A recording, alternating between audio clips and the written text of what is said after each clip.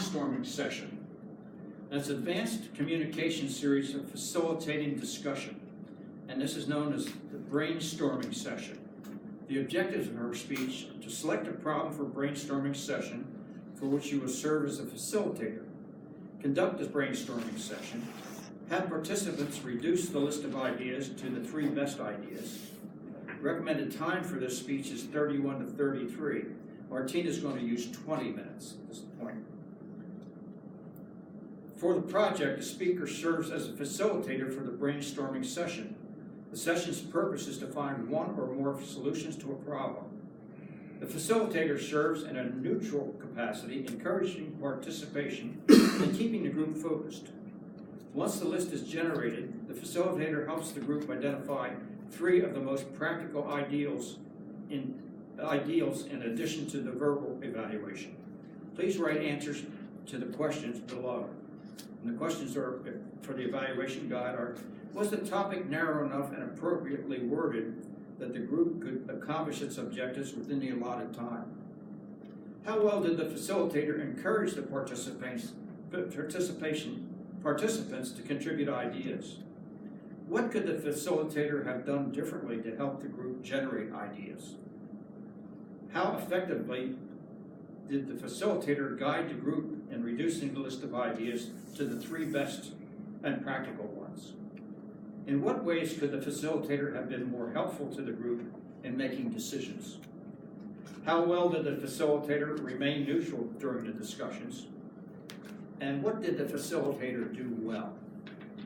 Martina, would you come up and lead your facilitator?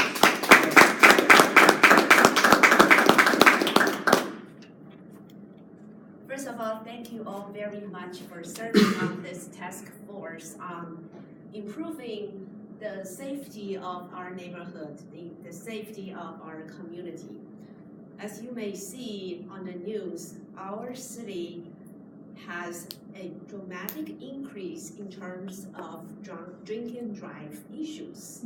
In fact, during last 2 years, the percentage of car accidents due to drink and drive has increased by 10% just in our city.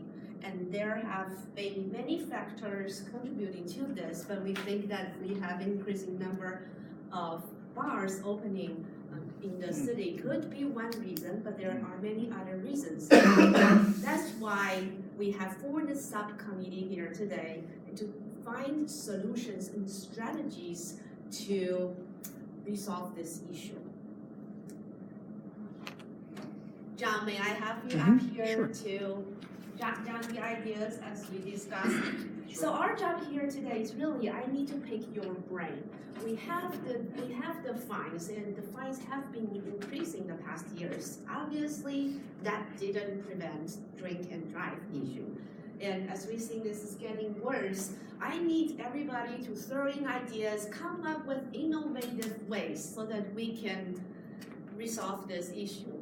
Don't worry about if it's feasible or not, just throw out all your ideas, and we'll come up with as many as we have, and as a group, we'll decide 3 best strategies that we're going to implement in the future. Okay, go with you, Bob. Actually, this weekend, as I mentioned, is an Irish starting weekend for many things, including drinking. And I've been concerned about that because, as I mentioned, I'm going to be taking a bus to tour parts of the city. One of the things that I've been doing is using Uber to take me to where the bus is and then to pick me up at the end of the day. So that way, drinking doesn't affect my driving because I'm not driving. I read recently, I think that Uber is going to have a system where not only will they take you where you want to go, but they'll send someone to drive your vehicle home. So I would like to see many bars and places that serve alcoholic beverages to make a service like that available to their clients and even recommend it if they seem to be in a condition that they shouldn't be driving. So I hope that works out. You figure that Uber can maybe be the cost of 3 drinks to take you most places in the city. That's not too bad. So that's my recommendation. Thank you.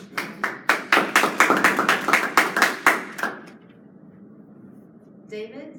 I would say this is a very long-range strategy. We try to increase family values, the importance of the family.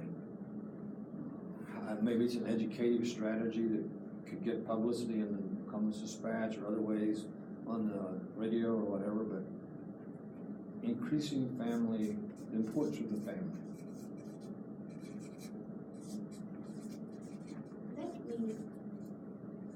Let us all think about this strategy, because I agree, education is very important and that has to start very early. How can we implement this into, what do you recommend? High school, middle school, even elementary? Should we come up with a online program to educate the younger kids the importance of, those obviously don't drink, but should we start with a younger group, or what are your thoughts on that? Not so much related to that, if I could. There's some technology now that people actually put in their vehicles to protect themselves from making a really bad mistake. And there's some sort of a sensor that actually captures and measures their alcohol content in their breath, and the car will not start.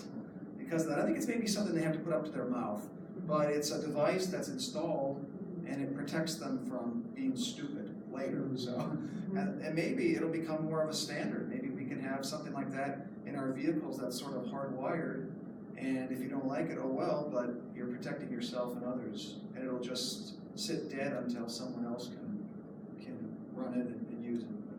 The use of technology is certainly a great way. Go ahead, Ken.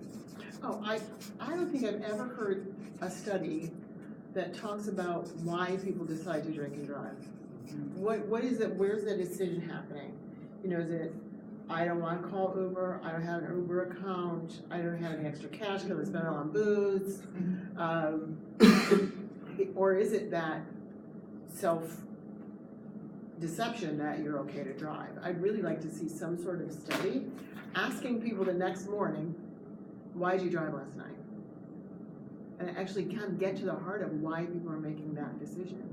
Besides, I mean, a good part of it, I'm certain, is because I was drunk and I was making bad decisions, but there has to be something else going on. So perhaps finding out the motivation or the reason behind will help us come up with a targeted solution for that. I want to somewhat piggyback on that. One of the things that comes to my mind is finding the research where these issues have been addressed and it's actually working somewhere. So find what's working out in the community or in the world. Do they have a program out there that you can model for what we want to do in our community? Any benchmark studies? Yeah. So I'm sure there's research out there. We can form a subcommittee to do the research and come up with a paper and share best practice. I would just piggyback on both Tracy and Karen. It's going to happen inevitably. There's no way that you're going to get zero tolerance on this issue. So to me, the most logical thing would be for them to know that, at least know that they're going to do it. And we all will be fooling ourselves to say that they're not going to drink. So we admit that that's going to happen. But with that, build parameters around how you're going to do it. And in this situation, I know in college I was designated the person always to drive because I didn't drink. So they felt very reliable and they would just get splashed, whoever was with me, and they knew that I was going to be the responsible one to bring them home. So it's not a situation where you're going to get zero tolerance at all. It's going to happen. Now you are talking about how can you reduce the risk. If it's at a 70%, how can we get it down to 30% casualty? Just stop it.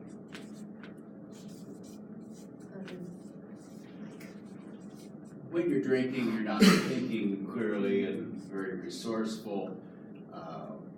A Columbus organization could sponsor an app that would give you several choices, the Uber choice, the taxi number, map from where you are to a bus route home, maybe a fleet of volunteers that would be willing to drive people home. And then bars can post a sign about, here's the app, so if you Download it. download it. Right, so again, use of technology and in advance in order to prevent it. And you're right, we're never gonna we are always gonna have this problem. And our ultimate goal is to reduce the rate. Any other suggestions? To build off of Dwayne, I'm very similar to him in college. I was kind of the designated driver. And I think part of this, going even back to the family values, is that my parents were always willing to share alcohol with us or have us try it around them. And I think because of that, I never had that, for me, I never had that desire to want to get drunk, I guess, because it was always readily available. And also my parents set an example by not being big drinkers and mostly drank around maybe holidays or social events, but outside of that, never to the point where they were, inebriated and just out of it, So I think setting that example, or maybe from a society standpoint, maybe like, with being a bigger example by being the designated driver, stepping up in front of your friends and saying, look, I'll do it, and kind of setting that example, showing it's okay, and you'll still be cool, even if you're offering that up, So I guess education, it comes back down to education that's gonna really solve the root of the problem. And two, perhaps when you go out to drink, always have a friend who doesn't drink. Yes, Mike? I don't think we're always gonna have this problem 20 years from now, self-driving cars. Yeah. So Yeah. our government locally should support efforts to develop self-driving cars and legislation supporting self-driving cars. The only person that would not support that would be Warren Buffett. And primarily because he has a big chunk in Geico, which is insurance. It's an interesting point. It'd be interesting in cities that have better mass transit, like Chicago with trains. Do they have lower rates of drunk driving versus That's a like great Columbus? idea. Mass transit. Include that in the studies. Yeah. Include that in the study. They still gotta walk home once they get off the transit. Yeah, I guess. Oh, that's a great start. You just Love that mass transit. 2 minutes as opposed to 2 hours from home. I want to go potentially back. killing I want to go back to the Uber idea.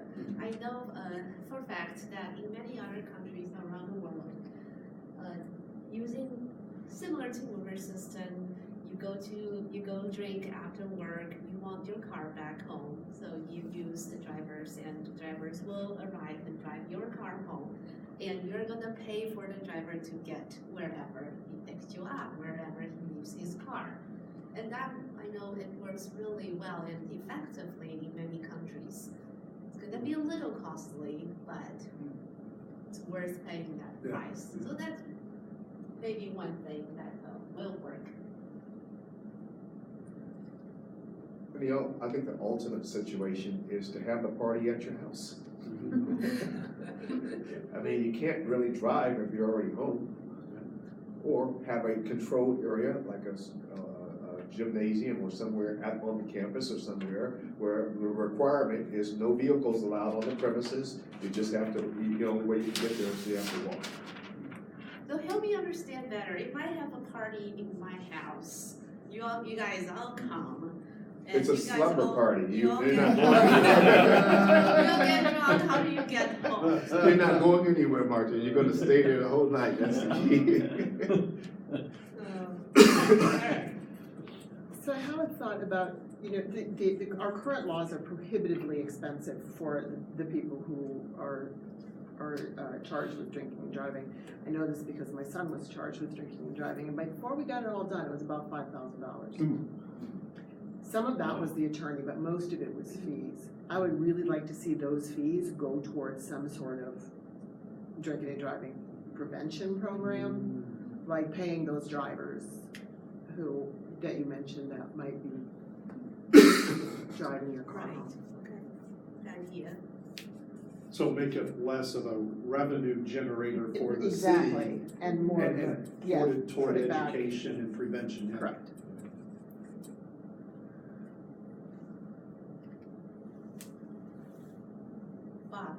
some years ago, I saw a breathalyzer, and it was, I think it was $50, but it was on sale for $19.95. I thought, it's well worth it. So I bought the breathalyzer. And I try to use it when I come home, so I can see if I've had it. And also, because it's hard to make a decision whether you're really capable of driving. Yeah. And the more drunk you are, the less you can analyze. So if the bar would have it available at the bar, you could take this before you go out to drive your car and bring it back. And maybe it might be a $50 item now, may not be on sale. But it seemed very reliable.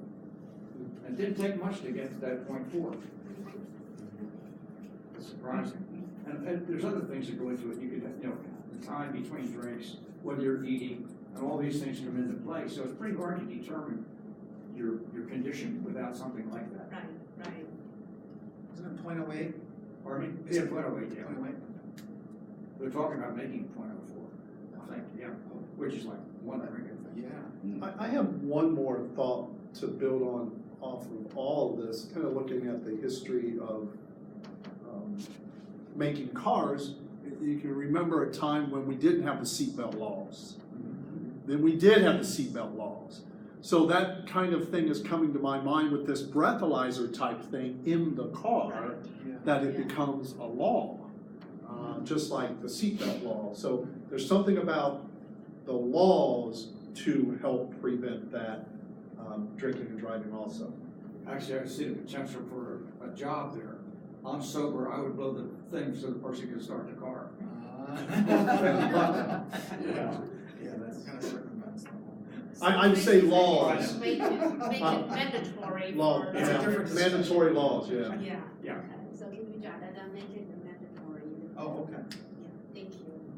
What about giving more responsibilities to the bar owners, to the residents? Is there anything that we can suggest it or make it a law for the residents, for the bars?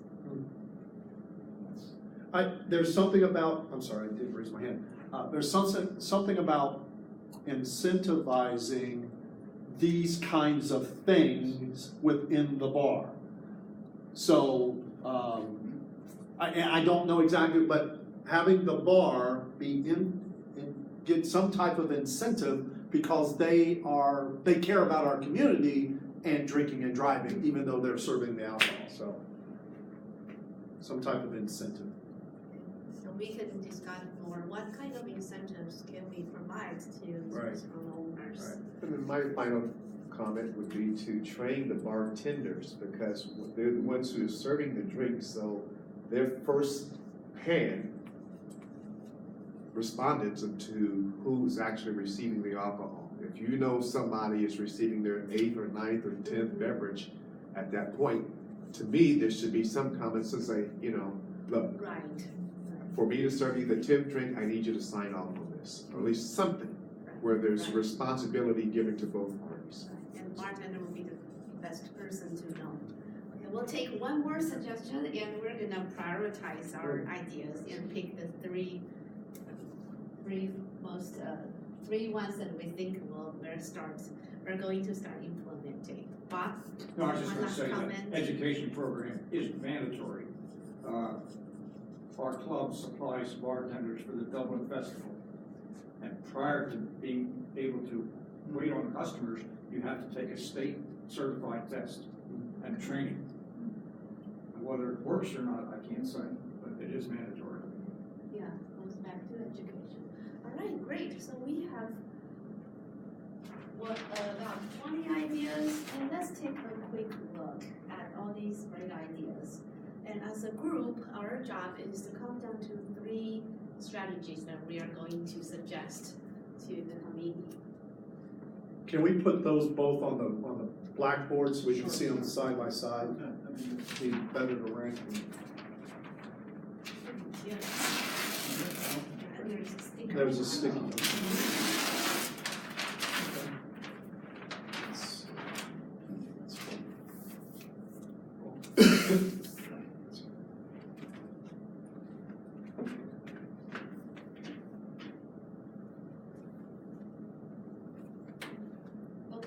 So let's do this.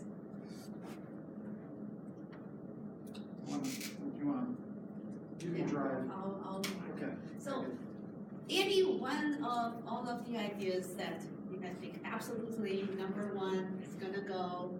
I would start with model best practices, why recreate the wheel? Let's find out what other people are doing. Okay, that's one option. I would say use technology somehow. I think that, and there's a few ways to do it. We talked about a couple different ways, but Yeah, Right, technology. use technology, right.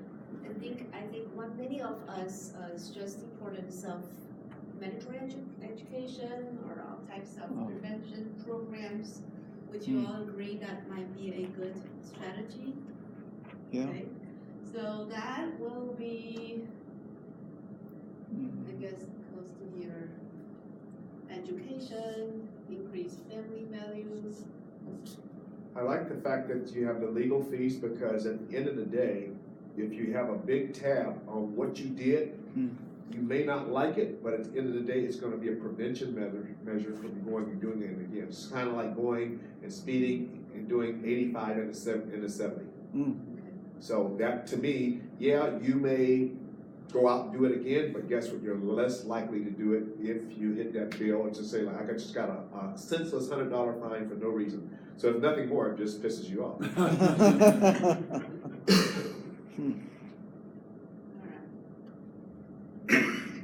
I want to vote for one.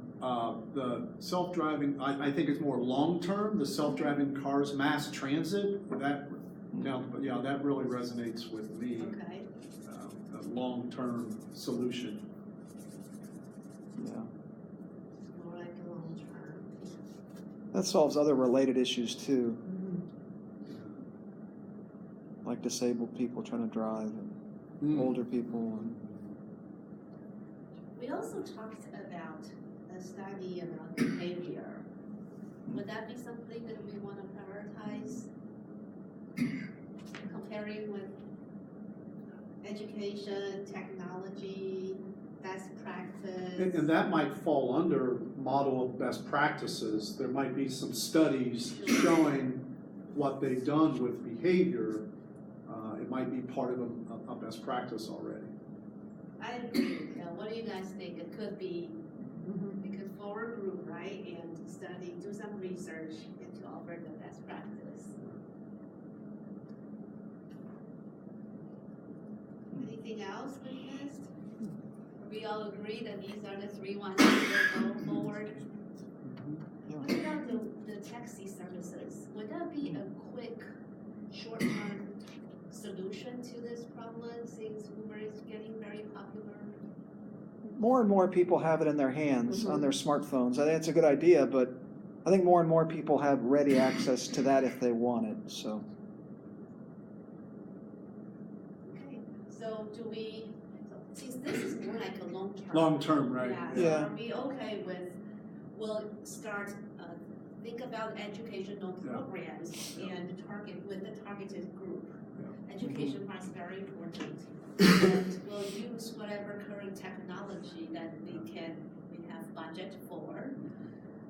And we will have a research group to study what's being done elsewhere and what's working and share with the general public the best practice. All right. Well, thank you very much. So these are the 3 best solutions that we came up as a group. And I will write a report and summarize our meetings today and send it to everyone. Good. Thank you very much.